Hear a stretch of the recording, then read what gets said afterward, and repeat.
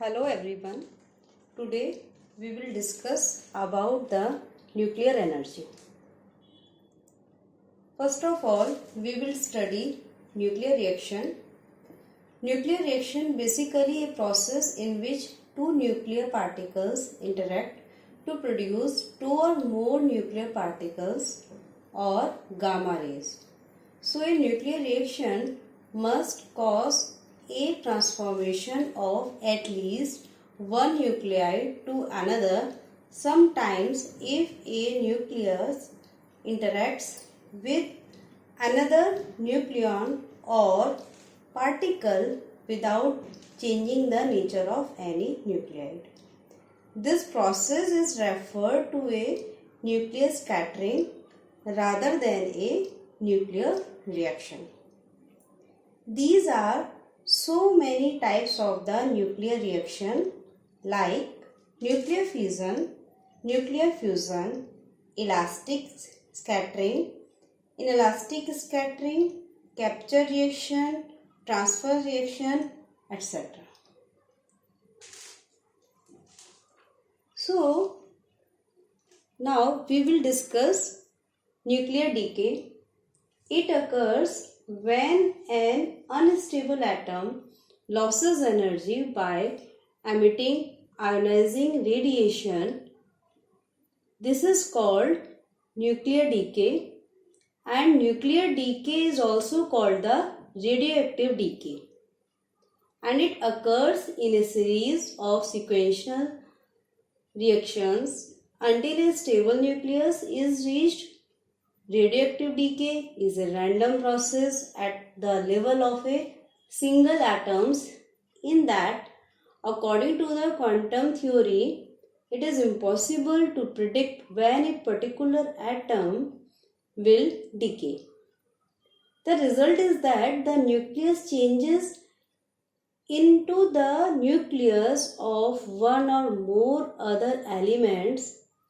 These daughter nuclei have a lower mass, means lower in energy, and are more stable than the parent nucleus.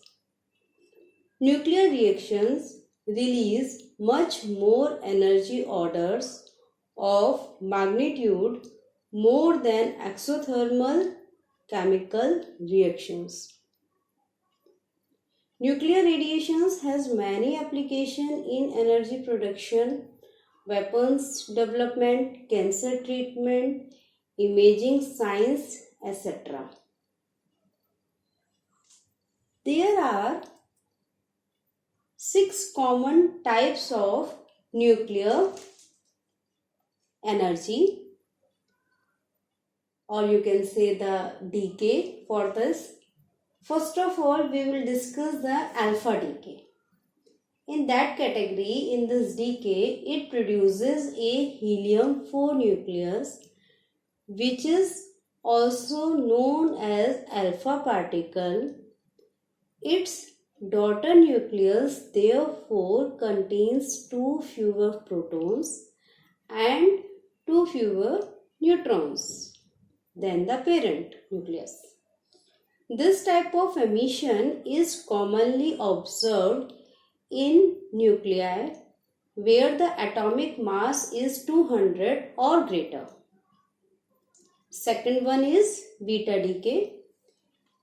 Such type of decay commonly observed in nuclei that have a large number of neutrons. A neutron is split into a proton and a high energy electron, that the latter of which is ejected from the nucleus. This is the beta decay. Next one is electron capture. In that it occurs when an electron in the inner shell combines with a proton to form a neutron. Once there is an opening in the inner shell, a second electron will move down to a lower energy state, leading to emission of X-rays. Next one is gamma emission. And that category, basically it is a unique in that it does not necessarily change one element into another. Often the products of nuclear decay reactions are formed in an excited state, that is the gamma emission. Next one is positron emission. It can be thought of as the opposite of beta decay. Means a proton is split to make a neutron and positron. It means the charge again and again, the opposite of beta decay means electron. Electron is negative charge particle and positron is positive charge particle. So now you can say this is the opposite of the beta decay. Okay. Now the second one is the spontaneous fission. In this, it occurs when a nucleus breaks completely, creating two separate pieces with different atomic numbers and atomic masses. Fission emits a large amount of energy. So now, next, we will discuss again and again the two categories of the nuclear reaction. First one is the nuclear fission. So in that, basically again this is a phenomenon of splitting of heavy nucleus into two or more lighter nuclei is known as nuclear fission. On the other hand, we can also explain like the nuclear fission when the slow moving neutrons are bombarded on heavy nuclei. The splitting of each heavy nucleus into two more nuclei take place. Generally, the two lighter nuclei obtained in this phenomena have unequal size and masses.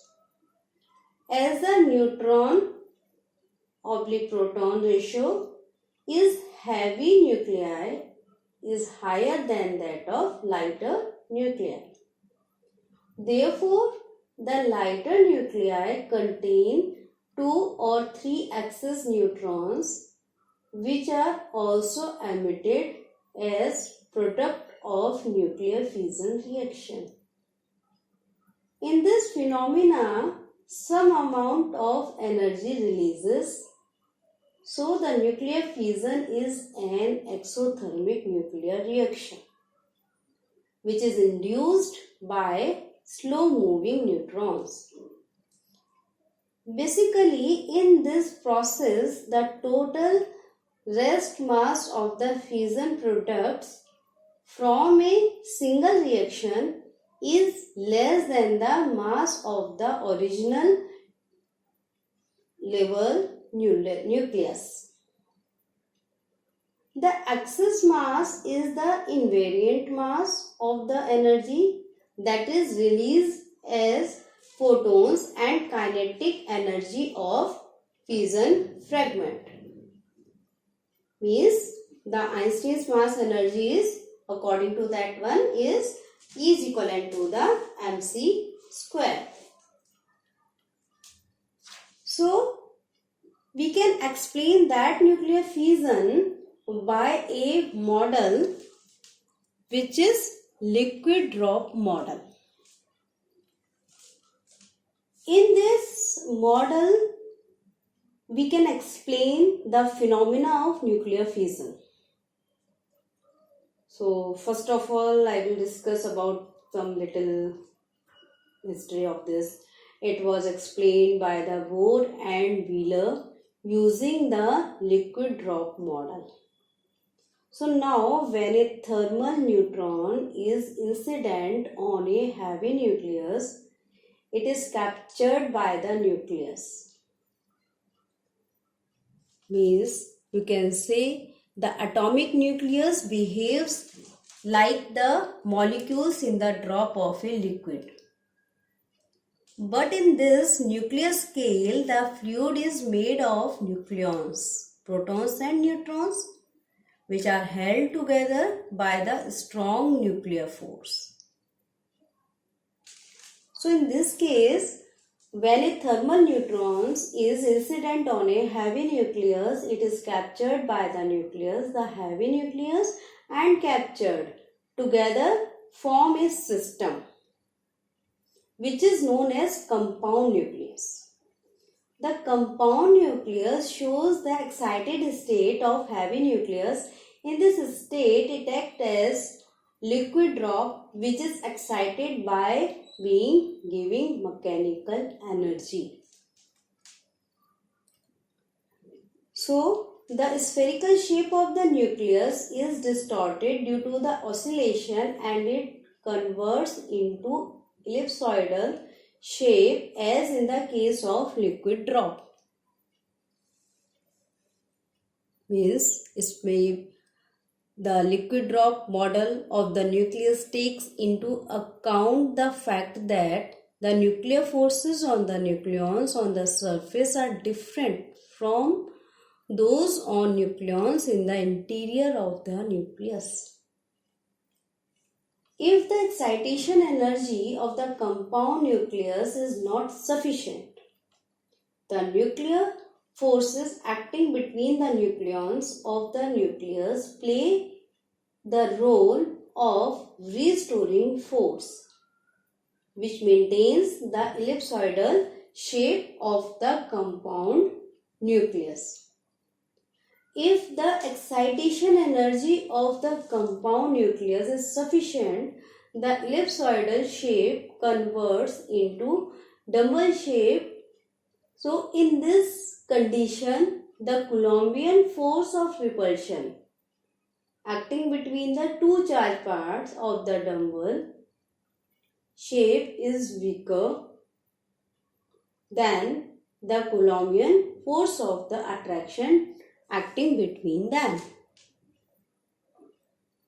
So, we can say if the excitation energy of the compound nucleus is sufficient large, the Coulombian force of the repulsion acting between the two charged parts of the dumbbell shape becomes stronger than Coulombian force of attraction acting between them. So in this condition, the compound nucleus splits into two lighter nuclei. So then you can say this is the perfect model to the explanation of nuclear fission. In the terms of application, we will discuss here fission reactor. Fission reactors are the reactors which are used for electricity generation. One of the safety factors built into the fission reactions in that they are only critical with the inclusion of delayed neutron, which are emitted by some of the fission fragments.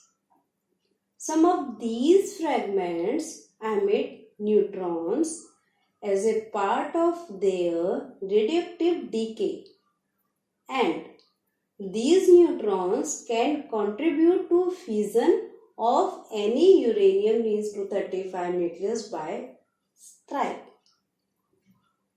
Enough spontaneous fission events occur to initiate a chain reaction. If the proper moderation and fuel density is provided, a nuclear power reactor controls the fission chain reaction by moderating the neutrons. Neutrons from fission have very high speed and must be slowed greatly by water moderation to maintain the chain reaction.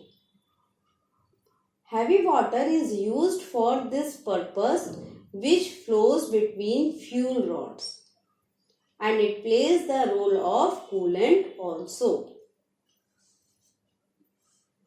So now here we will discuss the important components of the fission reactor.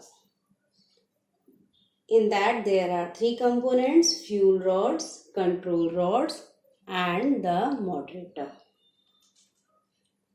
The fuel rods, these metal containers hold the individual fuel pellets. Each rod holds approximately 500 enriched uranium fuel pellets. Keep in mind that each pellet is a cylindrical of about 3 cm long with a width about the size of a pencil. Each fuel pellet is capable of producing the same amount of energy as the 1780 pounds of coal. So this is the fuel rods explanation. Second one is the control rods. The fission energy is also the control with the use of control rods, which may be inserted in the reactor core to absorb neutrons and slow down the reaction. These control rods may be adjusted so that the reaction remains critical only with the inclusion of the delayed neutrons. These are metallic rods. They can capable of absorbing neutrons, which can be lowered or raised between the fuel rods. Their job is slow down or speed up the nuclear reaction.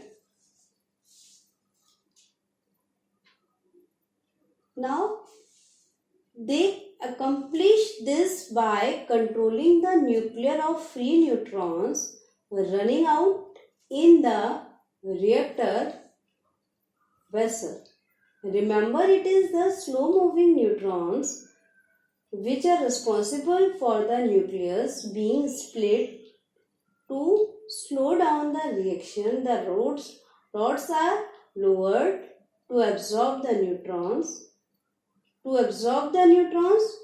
So if the reactor is moving too slow, the rods are raised, so increasing the number of free neutrons. Last component is moderator. In that, the moderator material means having water is responsible for slowing down the neutrons. In order for the fission to occur, the neutrons have to be slow moving neutrons.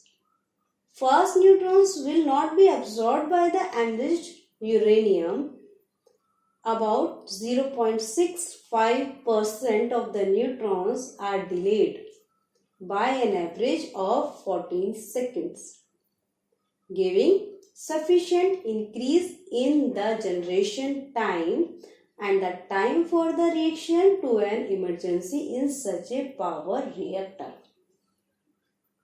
So now the second process of the nuclear reaction is nuclear fusion.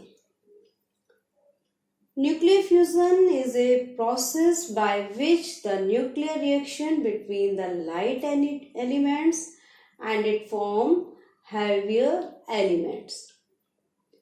In such cases where the interacting nuclei belong to elements with low atomic numbers or its isotopes, released amount of energy. The vast energy potential of nuclear fusion was first exploited in thermonuclear weapons or hydrogen bombs. In the meanwhile, the potential peaceful application of nuclear fusion, especially in the view of the limitless supply of fusion fuel on Earth, have encouraged an immense effort to harness this process for the production of power. So now again in terms of the application of fusion, we discuss the fusion reactor. It is also called the fusion power plant or thermonuclear reactor. Basically, it is a device to produce electrical power from the energy released in a nuclear fusion reaction. So it is very simple theory that the use of the nuclear fusion reactor is for the electricity generation. We can see here the energy producing mechanism in a fusion reactor is the joining together of two light atomic nuclei. When the two nuclei fuse, a small amount of mass is converted into a large amount of energy. The energy E and mass m are related through Einstein's relation E is equivalent to the mc square by a large conversion factor c square, where c is the speed of the light.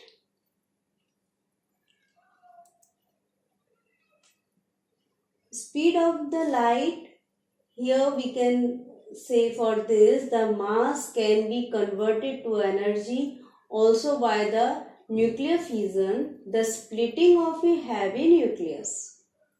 This splitting process is utilized in nuclear reactions. Fusion reactions are inhibited by the electrical repulsive force called the Coulomb force that acts between the positively charged nuclei. For fusion to occur, the two nuclei must approach each other at high speed in order to overcome their electrical repulsion and attain a sufficient small separation so that short range strong force dominates.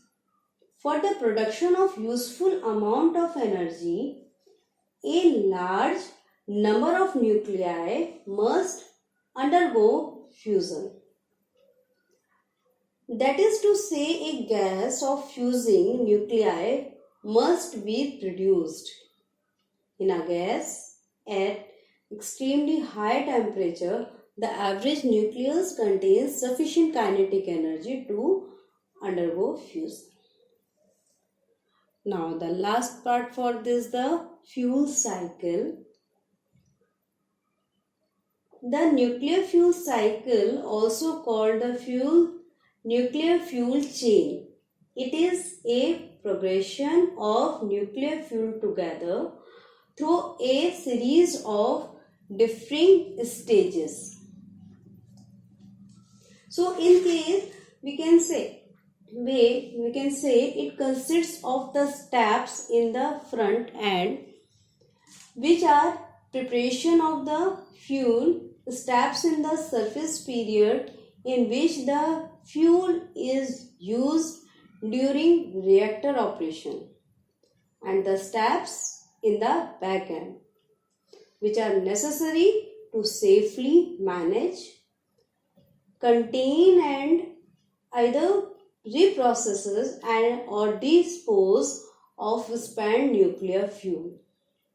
If the spent fuel is not reprocessed, the fuel cycle is referred to as an open fuel cycle. If the spent fuel is reprocessed, it is referred to as a closed fuel cycle. So in that case, we have to categorize this fuel cycle into the two parts. First one is through the nuclear fuel cycle. In that, the spent fuel includes fission products which generally must be treated as waste as well as uranium, plutonium or other transuranic elements. Where plutonium is recycled, it is normally reused once in light water reactor. Although the fast reactors could lead to more complete recycling of the plutonium. It is not a cycle. Fuel is used once and then sent to the storage. You can see in that picture. Without further processing. So additional packaging to provide for better isolation for the biosphere. And the second one is plutonium cycle. In that the fusion products, minor actinides, activation products and reprocessed uranium are separated from the reactor grade plutonium, which can then be fabricated into MOX fuel. Because the proportional of the non-fissile even mass isotopes of plutonium arise when each pass through this cycle. There are currently no plans to reuse plutonium from used MOX fuel. For a third pass is a thermal reactor. If the past reactors become available, they may be able to burn these or almost any other actinides isotopes. So, these are the references. Accordingly, we can use the pictures and text and all. And now, I want to conclude here that again and again we will come for the discussion of another topic. Thank you.